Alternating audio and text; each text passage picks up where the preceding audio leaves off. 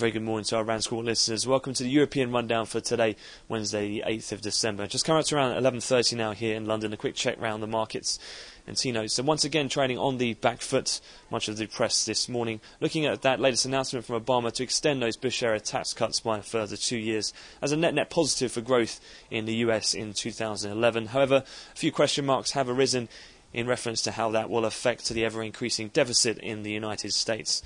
Elsewhere, Bund futures have also traded generally lower in sympathy with that move down overnight in T-notes. We've crossed on the upside the German 10-year bond yield over 3%. That's the first time we've traded up at these levels since around mid-May of this year. However, in the shorter dated chats, a bit of selling coming through after a very poor take-up, a cover ratio of just 1.1 in the latest auction this morning. Elsewhere, in terms of China, a couple other things of note. There has been market rumours, again, of potential rate hikes in the near term from the PBOC. We did, of course, have that Shanghai Securities Journal article yesterday speculating that a hike may come as soon as this weekend.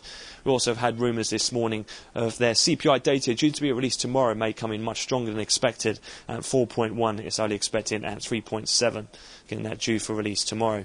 Elsewhere in equities, pretty much lacking direction so far. Very minor positive gains. Seems to be somewhat led by the peripheral indices today, with the peripheral spreads trading a little bit tighter over German bunds, with financials the second best performing sector in equity markets.